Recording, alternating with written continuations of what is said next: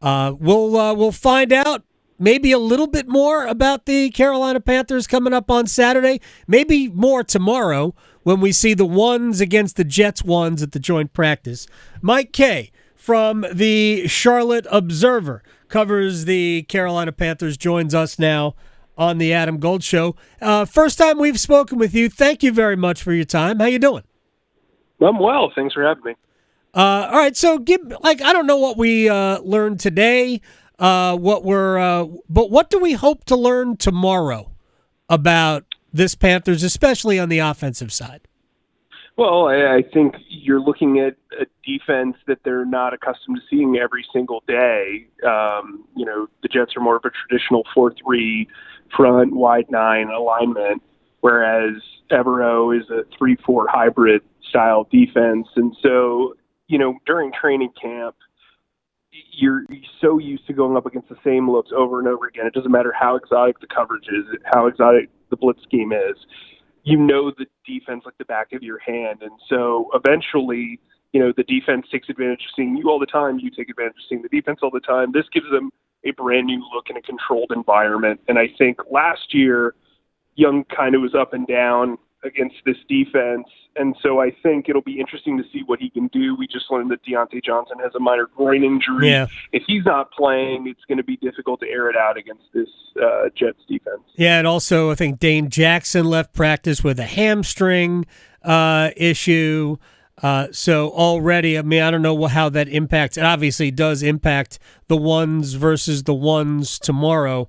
What is the sense, and Mike Kaye is joining us from the Charlotte Observer, covers the Carolina Panthers. What is the sense you get over the game coming up on Saturday night, which for most Panthers fans will be how they get a chance to see the next time they get a chance to actually see the team? Do we get a sense that there are going to be more starters involved, specifically Bryce Young? I'd be genuinely surprised because it would kind of kill the whole point of doing joint practice in that controlled environment. My thought process once he didn't play against New England was that Buffalo would probably make the mark if he is going to play in the preseason. I do think they need to get some fine-tuning, but part of the reason why teams are going from 2 joint practices to 1 is largely because when you practice against an opponent for more than one day, there tend to be tempers flaring, exhaustion and stuff like that. So I don't know why you would throw them out against the Jets after they just had a joint practice. It's probably going to be cagey. Yeah, it didn't even take more than a day for the Giants and Lions to start throwing hands to the point where Gerard Mayo, the new coach of the Patriots, with an interesting, I guess, incentive or a disincentive. That starters who get into a fight have to play an entire preseason game. Backups that get into a fight don't play at all. I kind of dig the motivation there. Mike Kaye from the Charlotte Observer at Mike_E_K on Twitter. What has stood out to you so far through training camp and the first week plus of the preseason?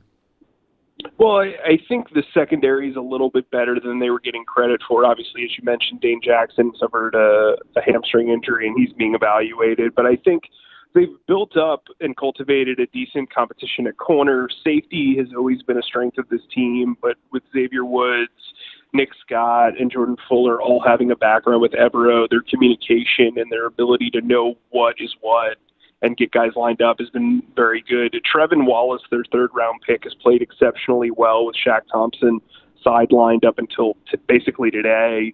And I think their defensive line is much improved with Ashawn Robinson up front. So I think that's kind of been the big takeaway on that side of the ball. On offense, Jonathan Mingo looks like a completely different player from a route-running standpoint. I know he had that drop against the Patriots, but for the most part, he has played extremely well today. He basically had a minor scramble drill after a ball got tipped that went like 35, 40 yards from Bryce Young, where he had to come back to the ball and kind of juke around the defender to make the catch. It was probably the offensive play of the day and the play of the week thus far. So I think he's been really encouraging. The offensive line is still kind of a work in progress with Damian Lewis kind of sideline. Right.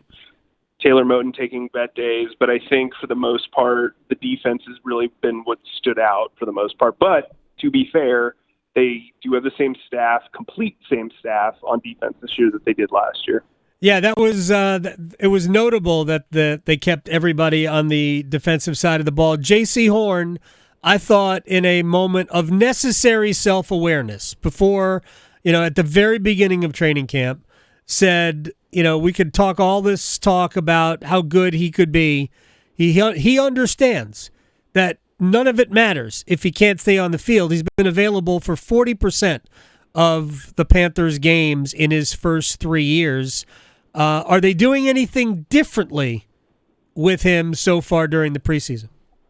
Yeah, they were managing his workload, at least with team drills. When he's been out in team drills, he's looked terrific, but they've kind of had days where, like, DiCaprio Boodle or Deshaun Jameson or Lamar Jackson will work in place of him. But like you said, I mean, he's played in 22 of the 51 eligible games that he's been able to have over the last 3 years. And yeah, they picked up his fifth-year option, but this is a big year for Jaycee Horn, especially if he wants to get ahead of that fifth-year option, similar to Derek Brown, in that, he is a cornerstone of this team when healthy, and I'd argue he's a top 10 corner when healthy.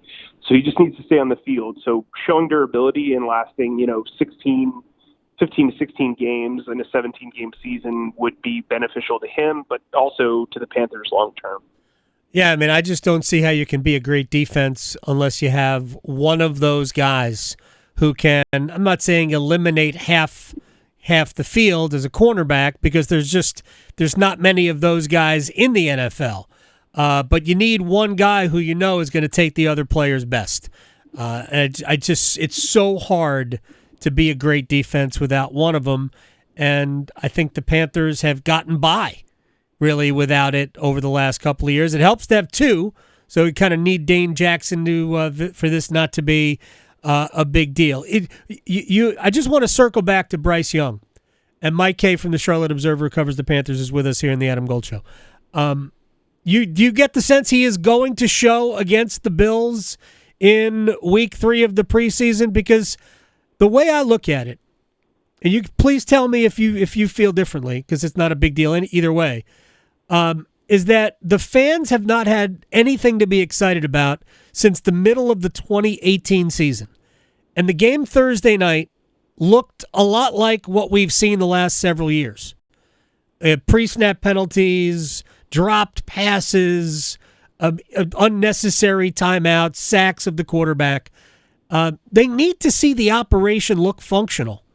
And if you're not going to play your starters in the game against the Jets that everybody can see, we need to see the starters look functional at some point. Yeah, I mean, I agree with you. I think they should play in the preseason at some point. I mean, I think against the Bills, it makes a lot of sense. Every team is using the 3-game slate differently than they would the 4-game slate in prior years. I've only been here since 2022. Before that, I covered the Eagles and the Jaguars. And yeah, no, I'm with you. I think it's hard to get excited about a team if you don't watch them in action. And frankly, this team wasn't good enough to kind of just get a pass on the exhibition slate. So, I think this offensive line is a concern. Obviously, they paid their 2 guards a lot of money, and, Damian Lewis has been sidelined. So maybe it's that they're trying to get the line comfortable before they throw Bryce Young behind a line that's makeshift. And so that could be part of it. That's what I figured happened with the Patriots. I never expected him to play against the Jets, but maybe they surprise us. So we'll see. But yeah, no, I'm with you. I think you need to see them in live action. Yeah, I mean, I could just like picture myself as a fan and having seen nothing but basically what we saw Thursday night, which was no good. Getting into the season thinking, man, we are in for the exact same thing, and all it does is that if it doesn't go well in Game 1 in New Orleans, fans are right back to square one.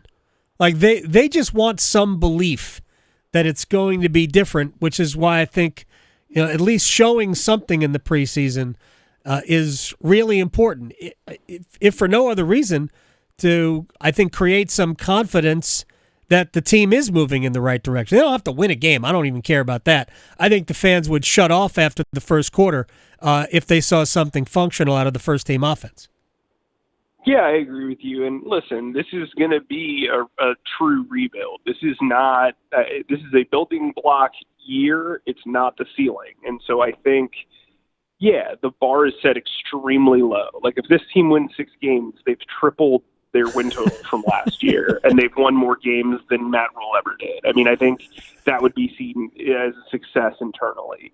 But realistically, they're probably a year or two away from contending. But you want to see that a foundation is set and that there is progress, because if there isn't progress from last year, then, I mean, yikes. It's going to be a tough year. You know what? Yikes. That's all we need to know.